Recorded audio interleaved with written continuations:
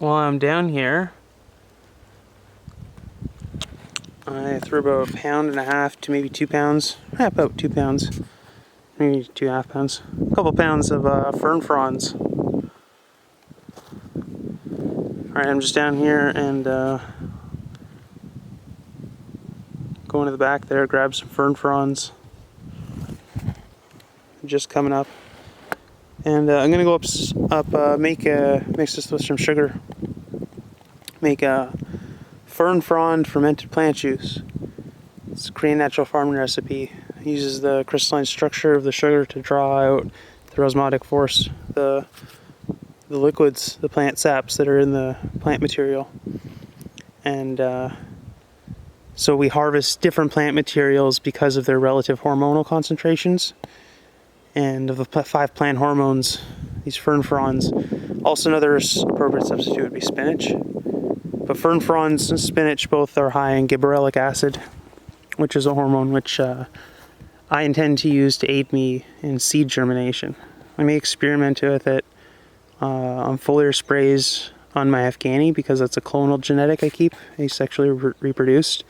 And so changes in cultivation strategy or changes in culture to my Afghani is relevant to my interest in that it's a baseline. I can,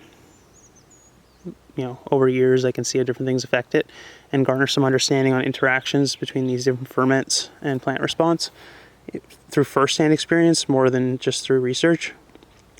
But yeah, all the different things around here, like for example, I'm doing nettle. The ones I'm focusing on this year are nettle, ferns, comfrey, and horsetail. So I did a huge amount of horsetail because it's such a short window seasonally, and it is going to last. I need to make it last for more than a couple of years, hopefully, because I don't know if I'm always going to be near a huge patch of horsetail.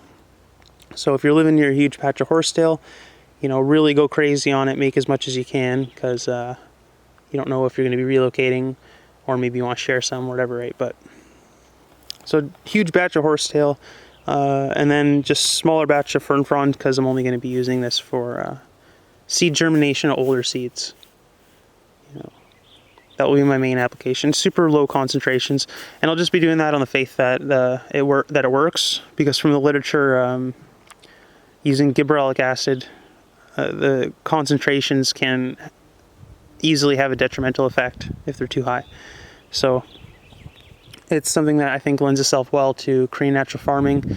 It's the fermented plant juice and the fermented fruit juice, and a couple other of the recipes which use the sugar structure to draw out moisture. I think it's really great because whether sugar or salt, it really helps preserve food or plant material for a long time. And so having a long storage preserved source of gibberellic acid to use in small doses, that's took moments to. This video is taking more than twice as long as it took to just gather these. This came from about 4 or 5 bushes at the base of the ferns, is where they shoot them out. Anyway, and yeah, encourage you to go out, look around what plants are around your neighborhood, try to identify them,